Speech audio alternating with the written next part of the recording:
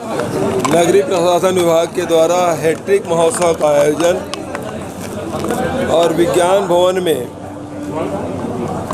महामहिम राष्ट्रपति के द्वारा छत्तीसगढ़ को स्वच्छतम प्रदेश के रूप में तीसरी बार प्रथम स्थान का सम्मान छत्तीसगढ़ को मिला और 1, 2 नहीं 67 पुरस्कार छत्तीसगढ़ को मिला। सभी नगरीय निकाय के सब साथी यहाँ आए थे और बहुत सारे जो नगर निगम, नगर पालिका, नगर पंचायत में अच्छा काम हुआ उसका सम्मान भी किया गया, विशेष रूप से स्वच्छता दीदियों का। और हमारे जो जनप्रतिनिधि है और अधिकारी हैं उनका भी सम्मान किया गया। निश्चित रूप से अधिकारी कर्मचारी के साथ साथ जनप्रतिनिधियों के बीच में जब तालमेल होता है तो कार्य अच्छे होते हैं और इसके लिए भाई सीड एरिया, मगई में सौमील और साथ ही सभी महापौर, नगर पालिका के अध्यक्ष, नगर पंचायत के अध्यक्ष, सभी पार्षद, साथ साथ कमिश्नर और सीएमओ को मैं बधाई देता हूँ कि खूब अच्छा काम हुआ छत्तीसगढ़ में। इससे छत्तीसगढ़ का मान बढ़ा। सर, आपने प्रधान की कमी पिछली बार भी अगर हम बात करें तो ये लगातार वार प्रतिवार चला था, इस बार भी बिल्कुल सही बात आपने कहा है कि भारत सरकार छत्तीसगढ़ के साथ हमेशा भाई भतीजावाद चला रखा है।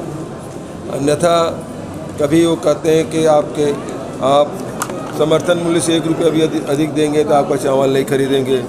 फिर दूसरे साल कहते हैं कि आप सभी हम इनपुट सब्सिडी देना शुरू किए तो बोले सभी को दीजिए, इस साल सभी को दे दिए। तब वो कहते आप उसना नहीं लेंगे। उसना कब से, जब से एफसीआई में चावल जमा हो रहा है तब से उसना चावल और अरवा चावल का दोनों का रेशियो बना के जमा किया जाता है। इस साल मना कर रहे थे, इसका मतलब ये है कि हमको जानबूझ के परेशान किया जा रहा है। बेमौसम बारिश ने किसानों की चिंता बढ़ा दी। देखिए, बेमौसम बारिश से नुकसान हुआ है, किसान परेशान हुए हैं और ये बात भी सही है कि एक बार पानी गिरने के बाद पानी छोड़ दिया है। ये जिन खेतों में पानी भरा है या धान की बाली डूबी हुई है वही नुकसान होगा, अन्यथा नुकसान कम होगा।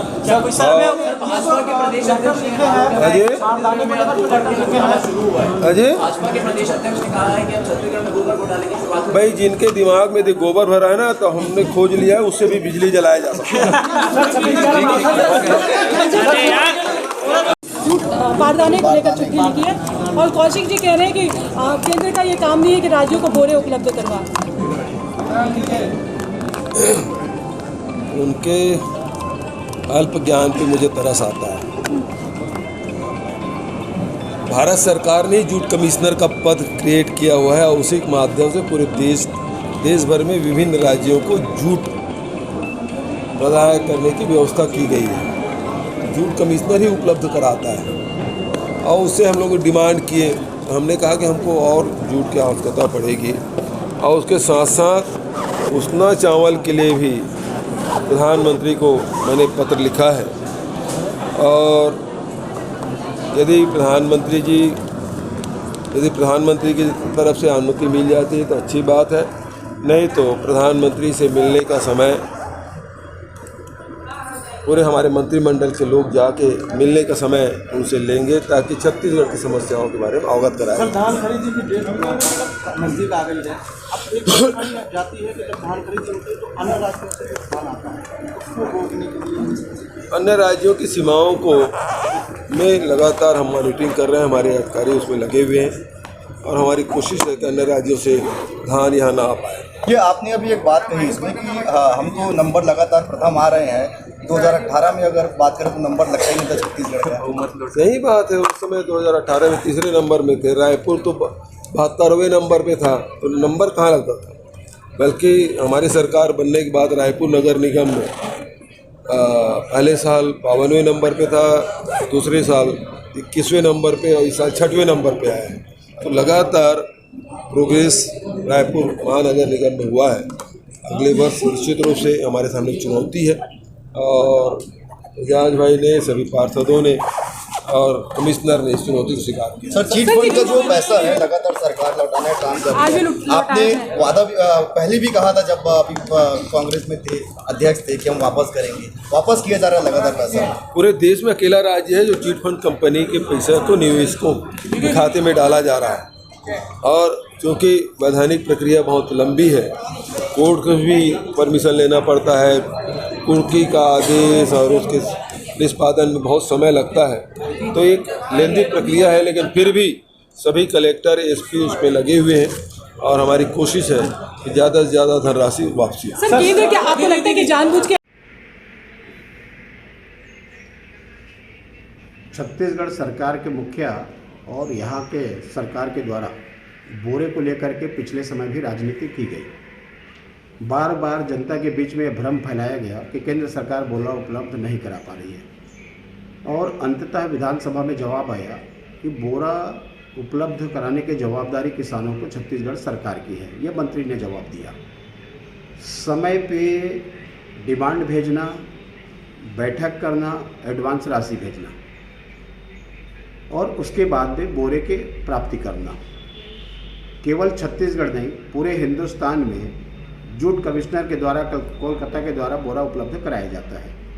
ऐसे स्थिति में सबको मालूम है कि एक साथ बोरे की आवश्यकता पड़ती है, तो राज्य अपने डिमांड के अनुसार में और आवश्यकताओं के अनुसार से बोरे प्राप्त करते हैं, लेकिन छत्तीसगढ़ की सरकार तब तक सोए रहती है।